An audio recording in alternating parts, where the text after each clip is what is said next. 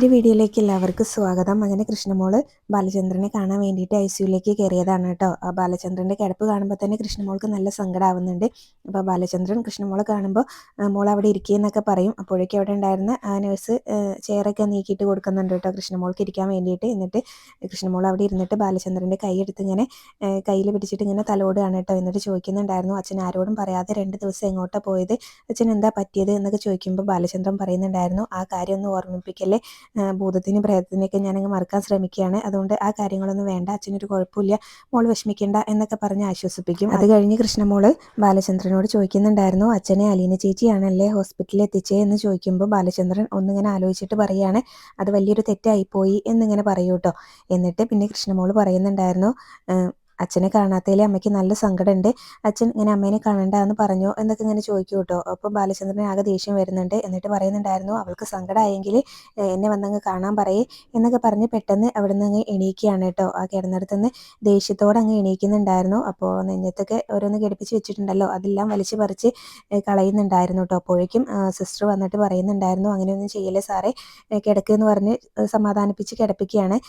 കൃഷ്ണമോളും പറയുന്നുണ്ടായിരുന്നു, അമ്മേനെ കണ്ട ഞാൻ വെറുതെ പറഞ്ഞതാണ്, അച്ഛൻ സമാധാനമായിട്ട് കിടക്കുകയെന്ന് പറഞ്ഞ് കൃഷ്ണമോളും ആശ്വസിപ്പിക്കും കേട്ടോ.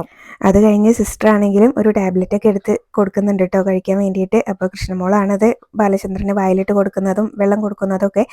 അതൊക്കെ കൊടുത്തു കഴിഞ്ഞ് കൃഷ്ണമോള് പിന്നെയും ബാലചന്ദ്രൻ്റെ അടുത്തിരിക്കുകയാണ് കേട്ടോ. അവിടെ ചെയറിലിരുന്നിട്ട് ഇങ്ങനെ സങ്കടത്തോടുകൂടി ബാലചന്ദ്രൻ്റെ കൈയെടുത്ത് പിടിച്ചിങ്ങനെ നല്ല മുറുകെ പിടിച്ചിങ്ങനെ ഇരിക്കുന്നുണ്ടായിരുന്നു. നല്ല സങ്കടം ഉണ്ട് കേട്ടോ കൃഷ്ണമോൾക്കാണെങ്കിലും.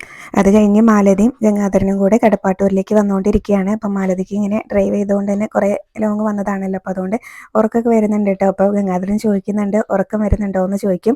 ഇനി ഞാൻ ഡ്രൈവ് ചെയ്യാന്നൊക്കെ പറയുന്നുണ്ട് കേട്ടോ. അപ്പോഴേക്കും അവർ വണ്ടി സൈഡാക്കാനൊക്കെ ഗംഗാധരൻ പറയുമ്പോൾ മാലതി വണ്ടി സൈഡാക്കുന്നുണ്ട്.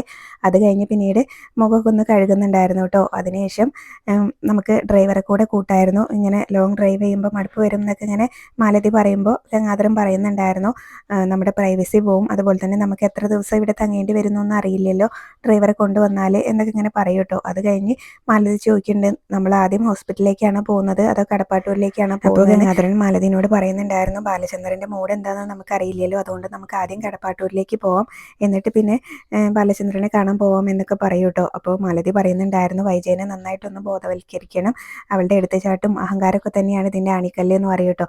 പിന്നെ ഗംഗാധരനും പറയുന്നുണ്ട്, ഇനിയിപ്പോൾ അഹങ്കാരം കൊണ്ട് ബാലചന്ദ്രൻ്റെ അടുത്ത് ചെന്നിട്ടുണ്ടെങ്കിൽ അയാളത് അംഗീകരിച്ചു കൊടുക്കില്ല, അതുകൊണ്ട് വൈജയന്തിനെ നന്നായിട്ടൊന്ന് ഉപദേശിക്കണം എന്നൊക്കെ തന്നെയാണ് അവർ പറയുന്നത്. അങ്ങനെ പിന്നെ അവർ യാത്ര തുടരുകയാണ്. അത് കഴിഞ്ഞ് പിന്നീട് ബബിതയാണെങ്കിൽ കാമുകനെ വിളിച്ചുകൊണ്ടിരിക്കുകയാണ് കേട്ടോ.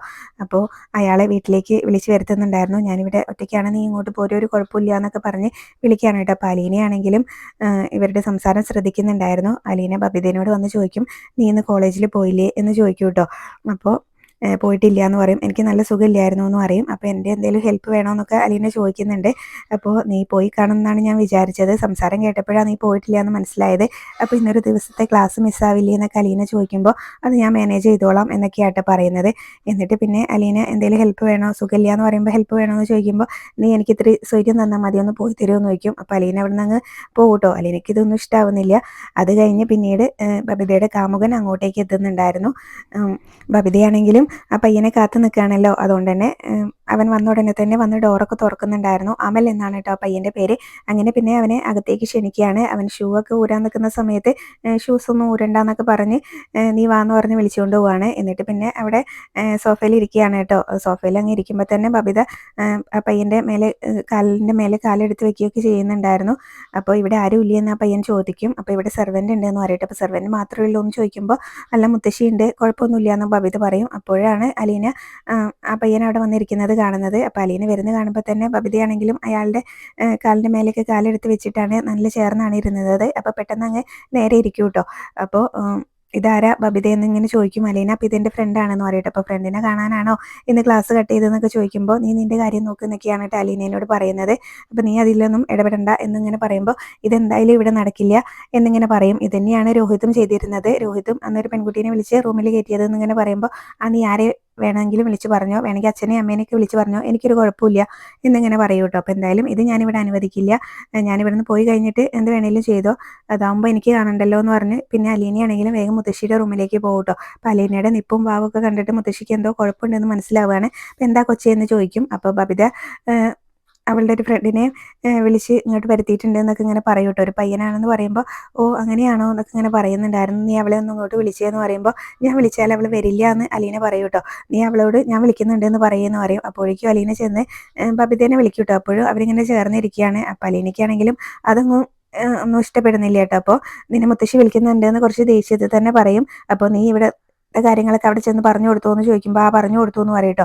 ഓ നീ പിന്നെ മുത്തശ്ശിനോട് പറഞ്ഞാൽ മുത്തശ്ശി എന്നെ അങ്ങ് മൂക്കിൽ വലിക്കല്ലോ എന്നൊക്കെ ബബിത ദേഷ്യത്തിൽ അങ്ങ് പറയുന്നുണ്ടായിരുന്നു കേട്ടോ. എന്തായാലും പിന്നീട് അമലെ ഞാൻ മുത്തശ്ശിയുടെ അടുത്തൊന്ന് പോയി നോക്കിയിട്ട് വരാമെന്ന് പറഞ്ഞിട്ട് അവിടെ നിന്ന് അങ്ങ് എണീറ്റ് ബബിതയാണെങ്കിലും മുത്തശ്ശിയുടെ റൂമിലേക്ക് അങ്ങ് പോവാണ് കേട്ടോ. അപ്പോൾ പോകുന്ന സമയത്തും അലീനനെ തുറിച്ചൊരു നോട്ടൊക്കെ നോക്കുന്നുണ്ട്.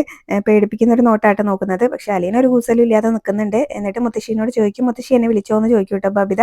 അപ്പോൾ ആരാ ഇവിടെ വന്നിട്ടില്ലെന്ന് ചോദിക്കും. അപ്പോൾ അതെൻ്റെ ഒരു ഫ്രണ്ടാണെന്ന് പറയട്ടെ. അപ്പോൾ അവൻ എന്തിനാ നിന്നെ കാണാൻ വന്നത് ചോദിക്കുമ്പോൾ എൻ്റെ പെണ്ണ് കാണാൻ വന്നാണെന്നാണ് കേട്ടോ മുത്തശ്ശിനോട് ബബിത ഒരു കൂസലും ഇല്ലാതെ പറയുന്നത്. അപ്പോൾ ഇത്ര ചെറുപ്പത്തിലേ വേണോ എന്നൊക്കെ തന്നെയാണ് മുത്തശ്ശി കളിയാക്കിക്കൊണ്ട് ചോദിക്കുന്നത്. അപ്പോൾ ഇതൊന്നും ശരിയല്ലല്ലോ എന്നൊക്കെ ഇങ്ങനെ പറയുമ്പോൾ മുത്തശ്ശിയുടെ കാര്യം നോക്കിയാൽ മതി, മുത്തശ്ശിക്ക് സമയത്തിന് തിന്നാനും കുടിക്കാനൊക്കെ കിട്ടുന്നില്ലേ, അതുകൊണ്ട് മുത്തശ്ശിയുടെ കാര്യം നോക്കി നിന്നാൽ മതി, എൻ്റെ കാര്യത്തിൽ ഇടപെടണ്ടെന്ന് പറയും കേട്ടോ. അപ്പോൾ നീ ഒരു തെറ്റ് ചെയ്തിട്ടുണ്ടെങ്കിൽ ഞങ്ങൾ വേണ്ട ഉപദേശിക്കാനെന്നൊക്കെ അങ്ങനെ മുത്തശ്ശി പറയുന്നുണ്ട്. പക്ഷേ അതൊന്നും ഒരു വക വെക്കുന്നില്ല കേട്ടോ. എന്നിട്ട് ബബിത റൂമിൽ നിന്ന് ഇറങ്ങി പോകുമ്പോൾ മുത്തശ്ശി തന്നെ പറയുന്നുണ്ടായിരുന്നു, എങ്ങനെ ശരിയാവാനാ, അമ്മേനെ കണ്ടല്ലേ മക്കൾ പഠിക്കുന്നത്, അവൾക്ക് എന്നോട് എന്തെങ്കിലും ഒരു ബഹുമാനം ഉണ്ടോ എന്ന് നോക്കിക്കേ എന്നൊക്കെ ഇങ്ങനെ മുത്തശ്ശിയാണെങ്കിലും പറയുകയാണ് കേട്ടോ അലീനയോട്. പിന്നീട് ബബിതയാണെങ്കിലും അമലിനെ വിളിച്ചുകൊണ്ട് മുകളിലേക്ക് പോവാണ് കേട്ടോ. എൻ്റെ ബെഡ്റൂം കാണിച്ചു തരാമെന്ന് പറഞ്ഞിട്ട്.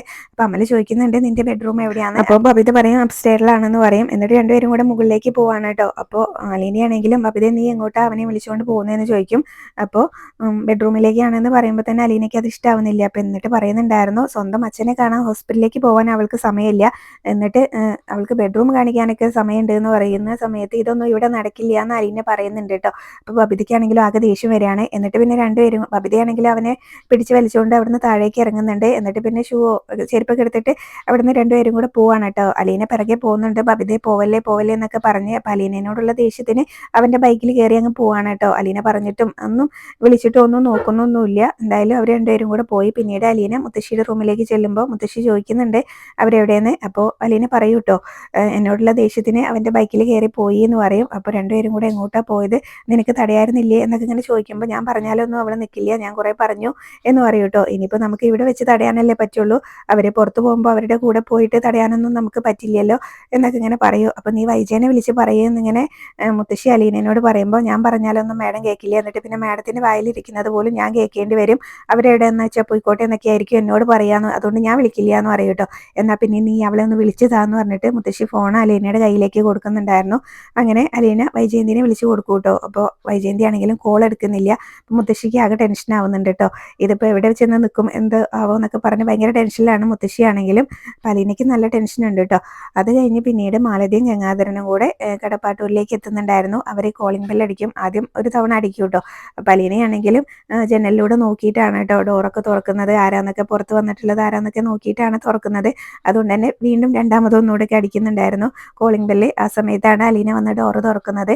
അലീന ഡോറ് തുറക്കുമ്പോൾ തന്നെ മാലതിയും ഗംഗാധരനും ഇങ്ങനെ അലീനെ ഇങ്ങനെ നോക്കി നിൽക്കുകയാണ്. അവിടെയാണ് ഇന്നത്തെ എപ്പിസോഡ് അവസാനിച്ചിട്ടുള്ളത്. പിന്നെ നാളത്തെ പ്രൊമോ കാണിക്കുന്നുണ്ടായിരുന്നു. അതിൽ വൈജയന്തി പറയുന്നുണ്ടായിരുന്നു വഴി പോകുന്നവർക്കും മക്കൾക്കും പെങ്ങളെ കല്യാണം കഴിച്ചവനും ഒക്കെ കാണാൻ പറ്റും, ബാലചന്ദ്രനെ എനിക്ക് മാത്രമേ കാണാൻ പറ്റാത്തുള്ളൂ എന്നൊക്കെ പറഞ്ഞ് ദേഷ്യപ്പെടുന്നുണ്ട് കേട്ടോ.